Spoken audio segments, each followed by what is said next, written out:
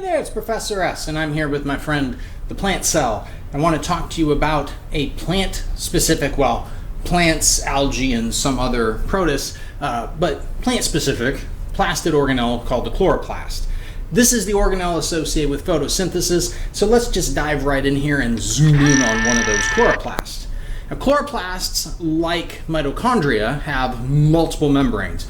They actually have 3 sets of membranes, so let's fade out that first membrane so we can see more of the cell.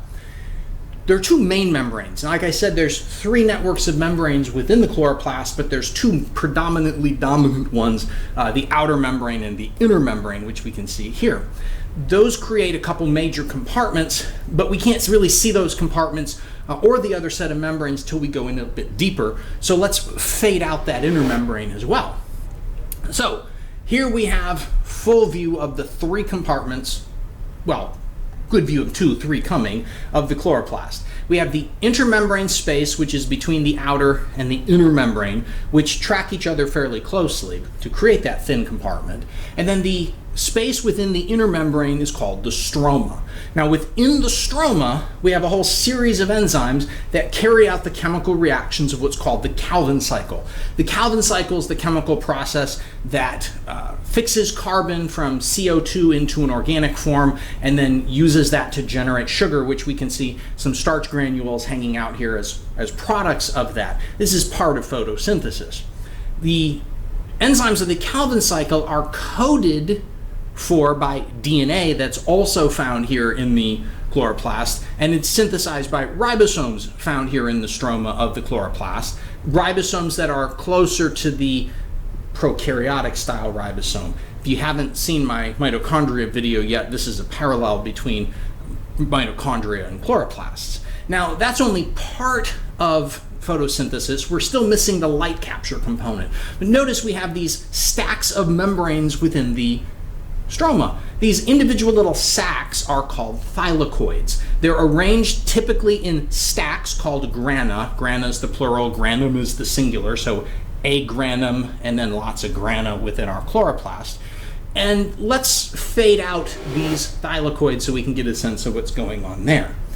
So the thylakoid membrane has a thylakoid space within it, but the thylakoid membrane contains a whole series of proteins.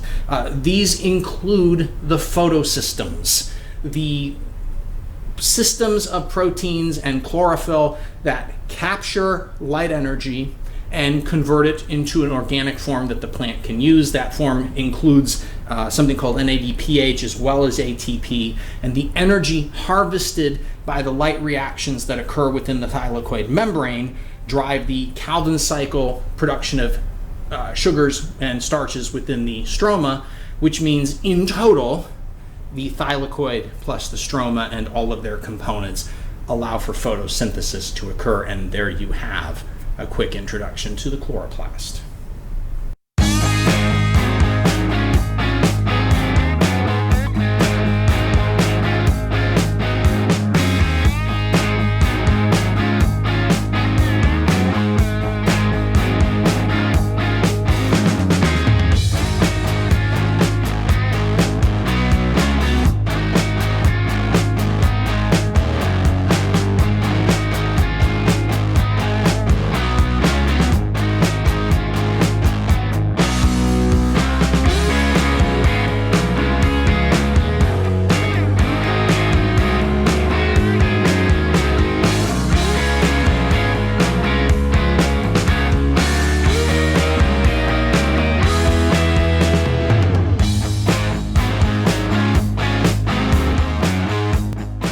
Alright, so listen, I want to try something different because I really think when I put the hat on backwards like this, that it makes me look young and hip. You're not young, and no one says hip anymore. Fine, I don't look young. Rad? No, you're not rad either. Fly? No. Fresh? No. I'm slaying it. No, just stop. Bad? No. Groovy? Yes, all the kids these days say groovy all the time. Just do the tape. Okay. Hey man, this is Professor S. If you enjoyed that video, here's a couple others that you may find interesting as well, and don't forget to subscribe so you don't miss any of the new groovy videos that I'm putting up.